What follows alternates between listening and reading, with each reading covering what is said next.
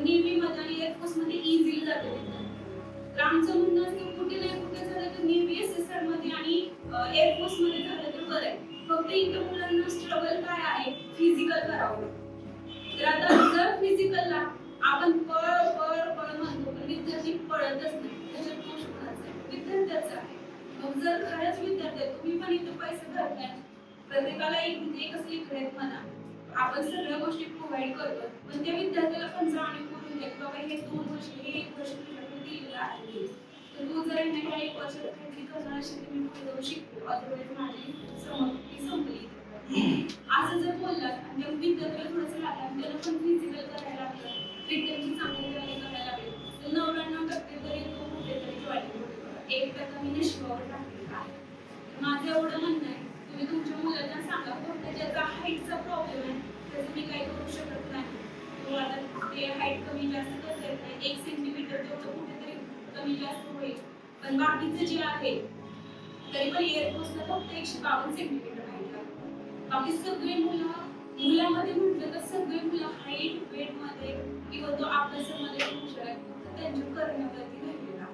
तर 12वी बोर्ड तुम्ही पण तुमचीच एक्झाम आहे, तुमच्यामुळेच तुमच्या मुलाचं काहीतरी भविष्य घडणार आहे, म्हणून तुम्ही पालकांनी पण थोडंसं मनावरती घ्या, विद्यार्थ्याच्या पण पाठीमागे लागून थोडंसं करून घ्या, म्हणजे कुठे ना कुठे पुढे जाऊन इंजिनिअरिंग मेडिकल वगैरे ह्या गोष्टी करण्यापेक्षा इथेच कुठेतरी गव्हर्नमेंट जॉब मध्ये सेटल झालं तर तुमचा पण फायदा आहे आणि विद्यार्थ्याचा पण फायदा. मी पण एक इंजिनियर आहे, ठीक आहे, माझ्याकडे कम्युनिकेशन स्किलची तयारी होती म्हणून मी चांगल्या प्लेसमेंट म्हणून झाले, पण आताच्या मुलामध्ये आहे ना किती येऊन बोलायची तयारी नाहीये. म्हणजे हुशार आहे, 99 मार्क आहेत दहावीला, पण 4 माणसं पुढे येऊन बोलायचं म्हणजे घाबरतात. मग तेच जर प्रेझेंटेशन करता येत नसेल तर ते त्याच्या चांगल्या कंपनीमध्ये जॉब लागेल ह्याची पण गॅरंटी नाही. दुसरी गोष्ट आहे, आतापासून AI यायला लागले, आर्टिफिशियल इंटेलिजन्स, माणसाच्या ठिकाणी ती जागा घ्यायला लागली.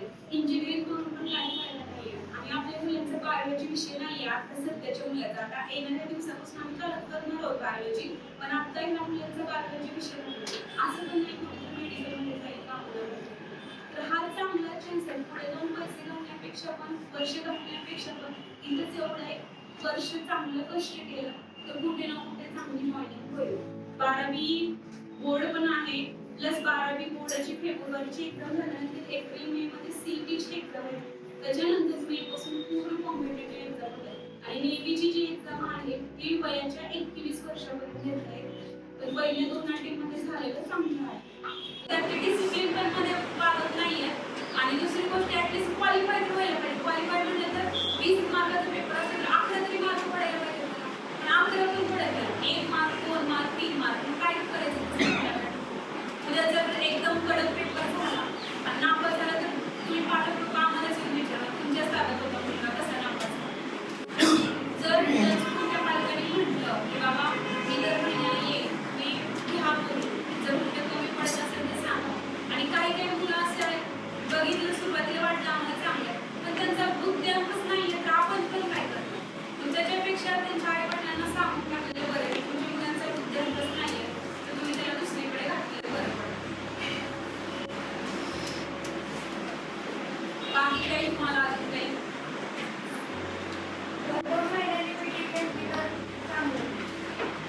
त्याच्यामध्ये मॅडम आम्हाला टाइम भेटत नाही, कारण की तुम्ही मुलांना पण विचारा. फक्त आता 12वीच्या बोर्ड मी तेवढं रेग्युलर नव्हते, सकाळी मी 9 किंवा 10 आले की संध्याकाळी 11:30 जाते दररोज. शनिवारी सुद्धा मी मुलांसोबत असते, पण सर सुद्धा असतात, फक्त एक रविवारचा दिवस भेटतो. आणि दुसरी गोष्ट मीटिंग घ्यायचं म्हटलं तुम्हीच बघा, आज 70 विद्यार्थी, 70 किती पालक आहेत? एक मोजून 30 पालक आहेत, अर्धे तर नाही आले. आणि दुसरी गोष्ट, पालक मीटिंग घ्यायचं म्हटलं तर रविवार माझं जातो, मला एकच दिवस भेटतो.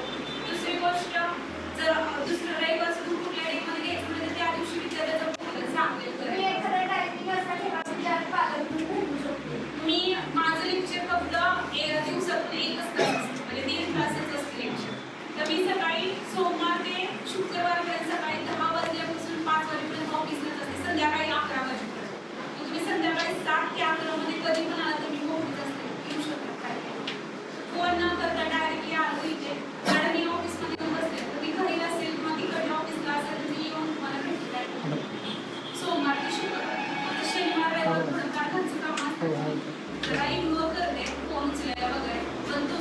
शुक्र माहित असतं. आणि माझं पण मुलांना दररोज सांगत असतं, घरची किंमत ठेवा, अभ्यास करा, मित्र पण काही येणार नाही, काय वडिलांशिवाय कोण नसतं वगैरे दररोज सांगत असतं. म्हणजे मुलांना कधी कधी नाही टॉर्चर केल्यासारखं. त्यांना माहित आहे पूर्ण लक्ष देते मी, म्हणजे असं एका परीनं सगळं सांगते, काही काही मुलं सुधरतच नाही. आता मुलीचे पप्पा म्हणजे तू घराला पाय ठेवायचे, कुणी ते फिजिकलच करत पोटात दुखते, डोकं दुखते, असे जर नाटक करत काय करायचं अशा मुलांनी? बरोबर आहे का मुली? अजून मुलांची काही पालक मीटिंग असं दर महिन्याला नाही ठेवणार. तुम्ही पर्सनली येऊन भेटा, त्यावेळेस सर पण असते, मला तुमच्या मुलाचे पेपर पण दाखवण्यात येईल वगैरे, तसं ठेवूया वाटलं तर आपण. म्हणजे मी काय करेन, दर महिन्याचे पेपर इथंच ठेवाय, मी दर महिन्याला प्रत्येक जण या, त्यावेळेस मी तुम्हाला पेपर पण दाखवेल, तुम्हाला पहिल्या पेपरला मार्क द्या, दुसऱ्याला किती आहे, तिसऱ्याला किती आहे, कशामध्ये काय आहे काय नाही. इव्हन तो अटेंडन्स पण आहे आपली, मी येऊन चेक पण करू शकत तुमच्या मुलाचे किती दिवस भरले, किती दिवस नाही. आता साक्षी पाटीलची वडील त्या दिवशी रडले, साक्षीची एवढे ॲब्सेंट गेले तिथं. साक्षी मुलीमध्ये साक्षी आणि श्रेय मुलींमध्ये. तिच्या पप्पाला ज्यावेळेस अटेंडन्स दाखवली आणि ज्यावेळेस सरांनी मेसेज दाखवले साक्षी प्रॉब्लेम. मग गणित विषय अवघड आहे, जर आज उद्या नाही आलं तर गणित हे होईल ना, ती भेटेल ना. त्याच्यामुळे सांगतो की रेग्युलर या. अजून जे कोणाचं कुणाला काही क्वेरी पालक म्हणून वगैरे पेपर बघायचे तुमच्या मुलांचे आता झालेले काम कर.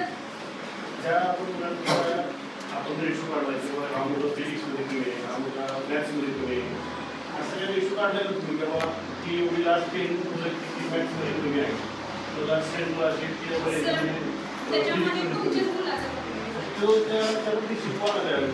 शिकवा म्हणजे तुमचा मुलगा इथं मनाने नसतो, टाइमपास करायला आला मी असतो डायरेक्टली समोर आहे विचारा त्याला किती वेळेस त्याला सांगितलेलं आहे. माणिकसोबत छोटा शोरे पण असतो, त्याला किती वेळेस सांगितलं आहे. इव्हन लोकांचा आयुष कापे नावाचा विद्यार्थी, सोहम जाधव नावाचा विद्यार्थी. आता आयुष कापेचं गणित विषय मी काय सर पहिल्या दिवसापासून, पण तो मुलगा पहिल्या दिवसापासून इथं थांबतो अभ्यासाला. तो पण लोकांचा मुलगा आहे, त्याच्यासोबत एन्जॉयमेंट मध्ये शोरे पण असतो. बरोबर आहे, शोरेला कितीदा म्हटलेलं आहे विचारावर इथं थांबतो, तुला जे समजत नाही ते हुशार जो गणितात मुलगा आहे त्याला मी शिकवायला लावेल, कारण त्याची पण रिप्रेझेंटेशन स्किल वाढेल. तू कधीतरी एक्स्ट्रा अभ्यासाला थांबलाय का विचारायचं की मी त्याच्या हातात मोबाईलच घेत नाही, तो कसं नाही करेल. त्याला सगळ्या फॅसिलिटी भेटतात सर.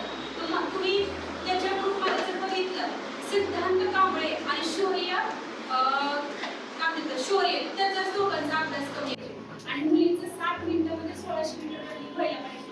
आताची जी मुलं आले ते आम्हाला सांगत होते, मॅडम 6 मिनिटामध्ये सांगूच नका मुलांना, 3.5 मिनिटामध्ये 4 मिनिटामध्ये 1600 मीटर कसं रनिंग होईल ते बघा.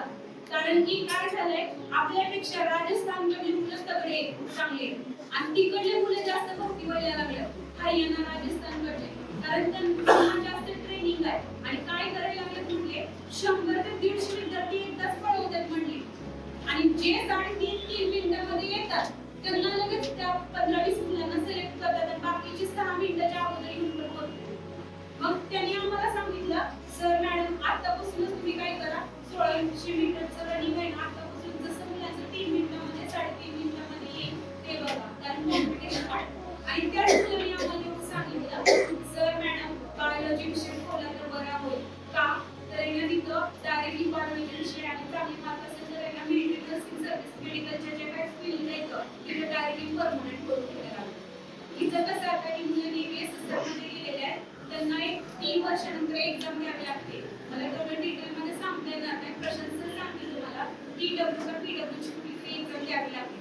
ती एक्झाम क्लिअर केली आणि त्या विद्यार्थ्याचा व्यवस्थित 4 वर्षाचा चांगला अनुभव असेल तर 100% परमनंट जॉब आहे. कारण 4 वर्षाची ट्रेनिंग दिलेली असते ना विद्यार्थ्याला, आणि त्या विद्यार्थ्याने चांगला परफॉर्मन्स दाखवलेला असतो आणि त्या परफॉर्मन्सवरती ती एक्झाम असते तर लगेच परमनंट होतं.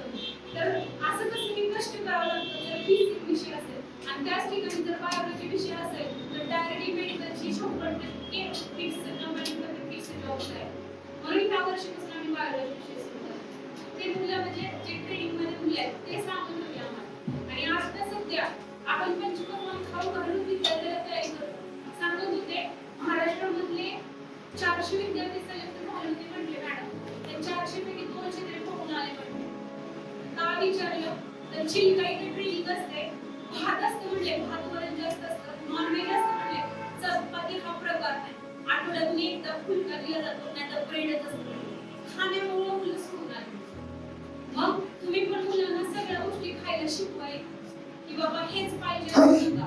सगळ्या गोष्टीचं त्यांना तयारी असायला पाहिजे, सगळ्या गोष्टीची जाण असायला पाहिजे. थोडक्यामध्ये मुलं निघून आली मॅडम. आणि घरी काय पण खोटं काढत होते, आम्हाला मारायला लागल्यात करायला. म्हणजे ज्या मुलाला करायचं नाही ते करायचं कशामुळं नाही, त्यांना रिक्वायरमेंट भेटत नाही त्यामुळे. तर त्याच्यामुळं आता आहे ना, आता 26 म्हणजे एवढा महिना एक सोडून 1 मार्च पासून विद्यार्थ्याचा दररोज फिजिकल ट्रेनिंग पण होणार आहे कंपल्सरी. आणि त्याच्यामध्ये पहिल्या दिवसापासूनच सर काय करणार आहे, सोमवार ते शुक्रवार त्या विद्यार्थ्यांना फिजिकलचे सर पळवतील वगैरे. आणि प्रशांत सर दर शनिवारी जाऊन बघणार मुलांना किती मिनिटामध्ये रनिंग मिळतं काय नाही वगैरे. मुलांना हे सरांनी सांगितलेलं पाहिजे. म्हणजे इतकी दिवस आपण फिजिकलचं कडक केलं नव्हतं, आणि ह्या वर्षीपासून आता कडक पण करणार आहोत. म्हणजे विद्यार्थी निघायलाच पाहिजे तसं. तर एक सचिन कोळे नावाचा विद्यार्थी होता, त्याला तर आर्मीमधून पुण्यामध्ये थांबवलेला. त्याचं सगळं झालेलं, पुण्यामध्ये थांबवलं आणि त्याला आकडे मोजायला लावले, कलर गायडन्स हे झालं विद्यार्थी सगळ्यामध्ये. आणि मुद्दामून त्याने केलं, पुण्यामध्ये थांबवलं, थोडंसं पुण्यामध्ये डोळे कचकच करतो. तर तो पण सांगितला मुलांना मॅडम मोबाईल वापरायला तुम्ही सांगा, त्याचं चांगलं आहे. म्हणजे ऐन लोकांपर्यंत जी मुलं पोहोचले आणि ऐन थोडं विकास केलेला आहे ते मुली येऊन सांगायला लागले मॅडम असं करून द्या सर, असं करून द्या मॅडम. आणि ज्यावेळेस मुलं येतात त्यावेळेस आम्ही जे जॉईनिंग झालेली मुलं ते युनिफॉर्म वरतीच यायला लागत स्वतः, आम्ही सांगत सुद्धा नाहीये. मुलं बसतात